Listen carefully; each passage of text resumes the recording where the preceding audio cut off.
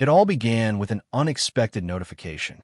A friend of mine sent me a link to a video, and I had no clue what it was about. Still, I clicked, assuming it was just something random. But what I saw hit me like a ton of bricks. There she was, my wife, sitting in our living room, speaking to a camera like she was leading some sort of public therapy session. But this wasn't a simple confessional. She was talking about me. Her tone wasn't soft or emotional. It was calculated, pointed. She portrayed me as the villain, listing my supposed faults with such clarity and precision that it was obvious she had thought this through. She accused me of being controlling, selfish, and cold-hearted. According to her, I had no empathy, and living with me was like walking on eggshells. Her words weren't just for venting. They were designed to provoke reactions, and they succeeded. Within hours, the video spread like wildfire. People I hadn't spoken to in years were tagging me and commenting, saying things like, "Wow, I never thought you were like this," or worse, "This makes so much sense now." Some messages were supportive, asking me to explain my side, but others felt entitled to tear me apart. It felt like the entire world had decided I was fair game. The comment section under her video became a battleground. Some people praised her courage for standing up against me, calling her brave and inspiring, while others, thankfully, weren't buying it. They questioned why she thought it was okay to air our private lives for the world to see. They labeled her attention-seeking and immature, saying this wasn't how you resolve marital problems. But no matter what the comments said, one thing was clear. She had turned our marriage into a spectacle for everyone to witness. I couldn't even begin to process how I felt. Anger, betrayal, and hurt mixed into one swirling storm. The privacy I had always valued was shattered in a single upload. All the arguments, frustrations, and disagreements, things I thought we were working through together, were now content for likes, shares, and comments. The most personal aspects of my life had become entertainment for strangers. What hurt the most was that I wasn't even warned. She had never mentioned this plan to me. Sure, we had issues, but this felt like a nuclear strike, and I hadn't even known the war had begun. Her decision to post that video wasn't impulsive. It was calculated. She wanted reactions, and she got them. As I scrolled through the comments, my anger boiled over. People who didn't know me, didn't know us, felt free to judge. Some even picked apart the things she mentioned in the video, trying to analyze my supposed behavior based on a few details. I slammed my laptop shut and paced the living room, trying to calm myself. My phone kept buzzing with texts from friends, missed calls from family, and more notifications on social media. I couldn't take it anymore. My mind was spinning with questions. Why did she think this was okay? Was she trying to embarrass me? Was this revenge? Or was she really just craving attention? I felt trapped. There was no way to undo the damage now. The video had already gone viral, and even if she deleted it, the internet never forgets. People had downloaded it, shared it, commented on it. It was out there forever, a permanent stain on my life. But the worst part? I knew we couldn't come back from this. You can recover from arguments, even bad ones. But this felt like a line had been crossed, a boundary obliterated. She didn't just expose our problems. She exposed me, my character, my dignity. And for what? Validation from strangers? The hours passed, and I couldn't shake the realization that this wasn't just a bad decision. It was a betrayal. A deep, deliberate betrayal that hurt more than any insult or argument ever could. I sat there, staring at the empty wall, wondering what came next. But one thing was clear. This marriage wasn't just in trouble anymore. It was on the verge of collapse. I wasn't going to sit there, humiliated. Once I managed to pull myself together, the anger kicked in. A deep, simmering fury that I hadn't felt in years. I couldn't wrap my head around the fact that the person I had shared my life with, the person who knew me better than anyone, had turned me into a target for the world to scrutinize. It was as if everything we had built together was being torn apart, piece by her own hands. I needed answers. Why had she done this? What was her goal? I replayed parts of the video, despite how it churned my stomach to hear her say those things again. Every time I hit play, I grew angrier. Her tone wasn't regretful or reflective. It was accusatory, almost smug. She had to have known what this would do to me, to us. Or maybe she didn't care. I grabbed my phone and tried calling her. No answer. I texted her. No response. At that point, I wasn't sure if she was avoiding me or just enjoying the chaos she had unleashed. Either way, the silence only made my anger worse. By the time she walked through the door that evening, I was beyond furious. The tension in the air was thick, but she didn't say anything at first. She didn't even look guilty, just indifferent, like she had spent the entire day preparing for this confrontation. It was the first time I had ever felt like I didn't know her at all. "Do you even realize what you've done?" I asked, my voice louder than I intended. "Do you understand the damage you've caused?" She shrugged, and that nonchalant gesture almost pushed me over the edge. "I was expressing myself," she said, as if that was supposed to justify everything. "You never listened to me. I thought maybe others would." That was her defense. She didn't think I listened enough. I could hardly believe what I was hearing. "So instead of talking to me, you decided to humiliate me? To air every problem we've ever had to complete strangers? I didn't think it would blow up like this," she said, her voice softer now, but it didn't matter. The damage was done, and her excuses fell hollow. I didn't need to hear more. If she thought expressing herself was a valid reason to destroy my reputation and our marriage, then there was nothing left to salvage. My mind raced as I thought about what I needed to do next. I wasn't going to beg, argue, or even try to fix this. It was clear she had crossed a line I couldn't ignore. That night, I made a phone call, first to a lawyer. I explained the situation in as much detail as I could, though I left out the parts where I could barely keep my voice steady. The lawyer was calm and efficient, telling me exactly what steps to take. Divorce papers, financial arrangements moving forward. It was all laid out, cold and clinical, but somehow comforting. At least someone had a plan, because I sure as hell didn't. Next, I made a list of everything that needed to happen. Documents to gather, accounts to separate, plans to put in place. I wasn't just thinking about the divorce. I was thinking about protecting myself from whatever she might do next. If she was willing to broadcast our personal lives once, what was stopping her from doing it again? I had to be smart, methodical, and above all, one step ahead. As I worked through the night, my rage simmered, replaced by a grim determination. This wasn't just about ending the marriage. This was about taking control of my life again. She had turned our problems into a circus for the world to watch, but I wasn't going to let her narrative be the only one out there. From this point on, I was done being the passive victim in her story. By morning, I had everything ready: the lawyer's contact information, a preliminary list of assets, and a firm plan to confront her again. This time with a clear message. If she wanted to make things public, fine. She would see just how serious I was about ending this. The next evening, I sat in the living room waiting for her to come home. The air in the house felt different, heavier, as if it carried the weight of what was about to happen. I had spent the entire day going over what I needed to say, refining it in my head until it felt sharp enough to cut through any excuses or attempts to deflect. There was no room for ambiguity. This was the end. When the door finally opened, she walked in like nothing was out of the ordinary. She wasn't expecting what was coming. That much was clear. I didn't waste time. I stood up, papers in hand, and gestured for her to sit down. "What's this about?" she asked, her voice cautious but still far from apologetic. "You already know," I said. "I'm done. This marriage is done." Her eyes darted to the papers in my hand, and for the first time since this whole mess began, I saw a flicker of unease on her face. "Wait," she said, her tone softening. "You're overreacting.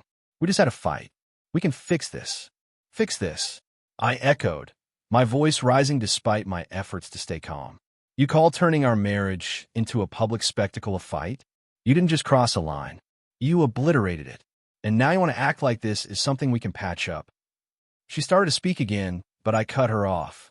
"No, listen to me for once. You humiliated me. You made our private life public. For likes, for validation from strangers. Do you even realize the damage you've done?" Tears began to well up in her eyes, but I wasn't moved. "Not this time. I didn't mean for it to go this far," she said, her voice trembling. I was frustrated, and I didn't know how else to make you understand." "You didn't know how to make me understand?" I shot back. "How about talking to me? How about handling this like an adult instead of broadcasting our lives to the world? You didn't want me to understand. You wanted attention. Her tears turned into sobs, and she reached out, but I stepped back. Don't, I said, holding up the papers.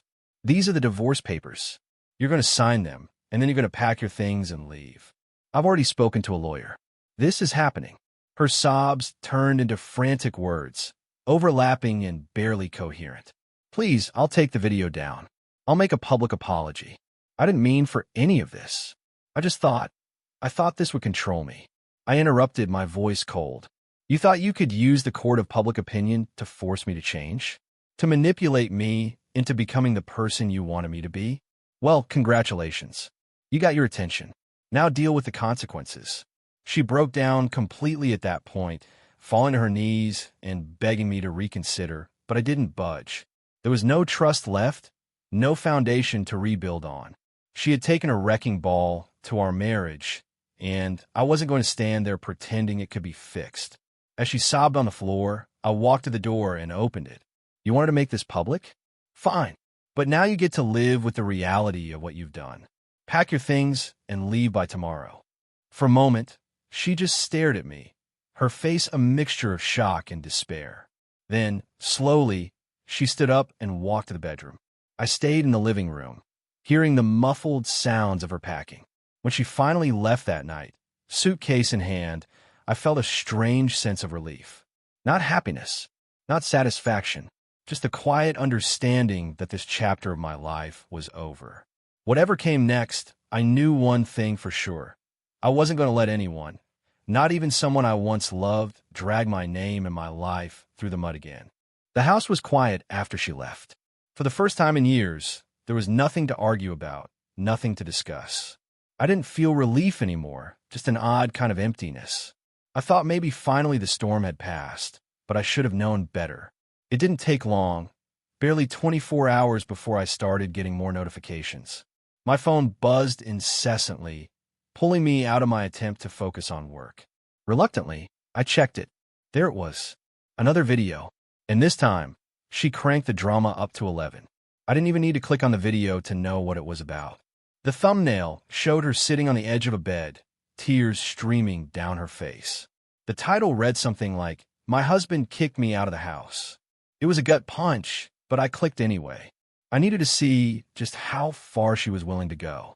In the video, she was crying so hard it was almost impossible to understand her, but the message was clear. She painted herself as the victim this time, detailing how cruel I had been, how I had thrown her out with nowhere to go. She claimed she had tried to apologize, tried to make things right, but I had coldly slammed the door in her face. She emphasized how helpless she felt, begging for sympathy. And, of course, the comments flooded in. At first, it was the same crowd that had cheered her on before, calling her brave, sending virtual hugs, telling her she didn't deserve to be treated this way. But something shifted as the video spread further. The more people learned about the situation, the more divided the comments became. Some were quick to criticize me without question, but a surprising number of people were calling her out. They pointed out the irony of her complaints, how she had publicly humiliated me first, how her actions had consequences, and how this entire mess was her doing. I even saw a few people linking her previous video, reminding everyone how this had all started. She destroyed her marriage for clout. One comment read, "What did she expect would happen?" Another said, "You don't get to humiliate someone on a global stage and then cry when they decide they've had enough." Reading those comments gave me an odd sense of validation. For the first time, it wasn't just me standing against her narrative. People were starting to see through her act. But that didn't make it easier. I hated that our lives were still playing out online, dissected by people who didn't even know us. No matter how much criticism she got, it didn't undo the damage she had caused. Her video racked up millions of views in no time, and it became the kind of online drama people couldn't resist following. Every new comment or repost felt like salt in the wound. She was still in control of the narrative in a way, dragging our private lives further into the spotlight. And me? I couldn't do anything about it. Responding publicly wasn't an option. I refused to stoop to her level, so I stayed silent, watching from the sidelines as the internet debated my life. That silence wasn't easy. Every part of me wanted to scream my side of the story, to defend myself against the lies and half-truths she was peddling, but I knew any response from me would only add fuel to the fire. So I let the comments speak for me, and they did. More and more, the backlash against her began to outweigh the support, and her cries for sympathy started to fall on deaf ears. Even so, the damage to my reputation was done. I knew people in my life had seen her videos, friends, colleagues, maybe even my boss. I felt the weight of their judgment every time I walked into a room, even if no one said anything. This wasn't just about her anymore. It was about how her choices had affected every part of my life. By the end of the week, the frenzy around her video started to die down, but the effects lingered. My phone still buzzed occasionally with random messages from strangers, and the pit in my stomach hadn't gone away. She had wanted attention, and she got it, just not in the way she'd hoped. What she hadn't realized, and what I had come to accept, was that actions like hers don't just break relationships, they break trust. And once that's gone, there's no going back. Her latest plea for sympathy, while dramatic, started to backfire. The internet can be merciless, and once the tide turns, there's no stopping it. Comments that once praised her bravery were replaced with brutal critiques. People began connecting the dots between her two videos, pointing out how she had set this entire chain of events in motion. You humiliated him first, and now you're mad because he won't forgive you, one commenter wrote. What did you expect? A standing ovation. Others weren't as polite. They accused her of being manipulative, selfish, and attention-hungry. Some even went as far as to question whether she had planned the entire ordeal just for views. Watching her face that kind of backlash was a strange feeling. Part of me wanted to feel vindicated, but mostly I just felt tired.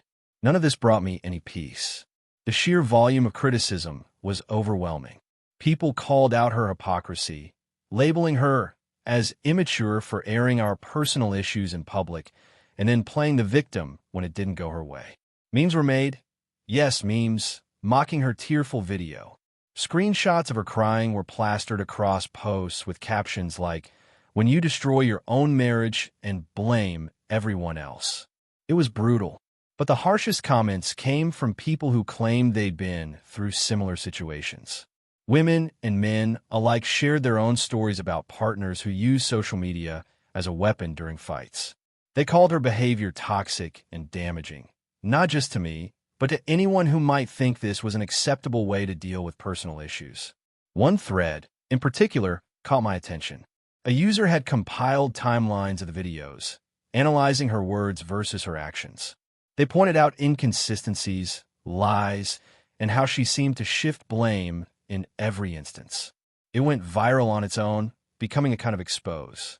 People weren't just criticizing her anymore, they were dissecting her.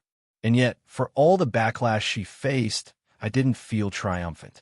This wasn't justice. It was just more chaos, more noise, more strangers picking apart a life they knew nothing about. The comments might have been aimed at her this time, but I was still part of the spectacle. Her attempts to gain sympathy had failed, but the damage to both of us was already done. I couldn't walk into a room without wondering who had seen her videos, who had read the comments, who believed the worst about me or about her. People talked about us like we were characters in a drama, not real people living through a nightmare. And yet, she kept posting. Not long after the backlash started, she uploaded another video, a defiant one this time. She tried to double down, insisting she had been misunderstood, that people didn't know the whole story. She blamed the internet for turning on her, and even accused me of fueling the narrative against her, as if I had some secret hand in the backlash. That video flopped. The comments were overwhelmingly negative, calling her out for refusing to take accountability. "You did this to yourself," one person wrote. "Stop blaming everyone else." The harder she tried to reclaim control of the situation, the more it slipped through her fingers. Her social media accounts, once filled with supportive followers, became battlegrounds. People were unfollowing her in droves. Her credibility, whatever she thought she had, was gone. And me? I stayed silent. I didn't need to say anything. She had already spoken enough for the both of us. Watching her unravel online wasn't satisfying. It was exhausting. All I wanted was for it to stop, for her to let go and move on. But she couldn't. She was too deep into the mess she created, too desperate to salvage something. Anything from the wreckage. As the public backlash continued, I found myself withdrawing more and more. I stopped checking notifications, stopped looking at her posts. There was no point. The damage was done, and all I could do now was wait for the storm to pass. But even then, I knew the scars of this chaos would stay with me for a long time. As the days turned into weeks, the noise started to fade. The internet moved on to its next big drama, leaving behind only traces of our story, clips, screenshots, and fragmented opinions scattered across comment sections. But while the world forgot, I couldn't. I was still living in the ruins of what she had done, trying to rebuild a life that felt unrecognizable from what it had been just a few months earlier. The divorce process began in earnest. The papers were signed, but there were still financial matters to sort through, and the logistics of fully separating our lives felt endless. Every phone call with my lawyer, every trip to the bank, every piece of paperwork was a reminder of how far we had fallen. The woman I had once trusted with everything was now just someone I had to untangle myself from.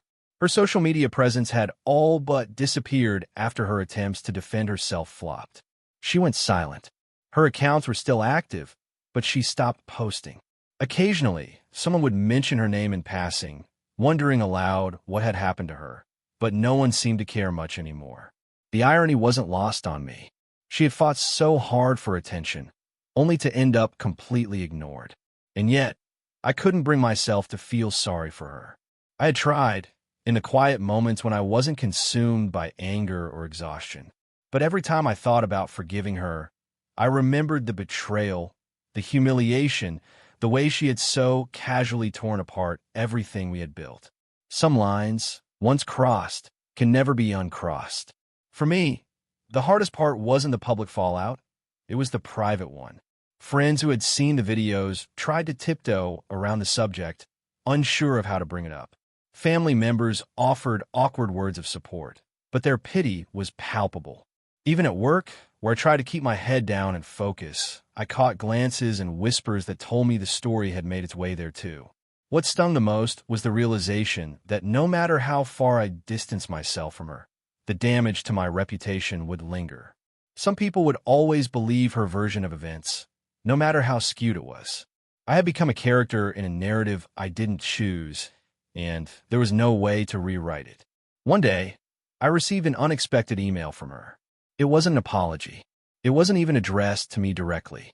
It was a long, rambling message that read more like a confession than anything else. She admitted that she had acted out of frustration, that she had let her emotions cloud her judgment. But instead of asking for forgiveness, she asked for understanding. I deleted the email without replying. The truth was, I didn't need to understand her anymore. Her actions had spoken louder than any words ever could. The only thing I needed to focus on now was moving forward.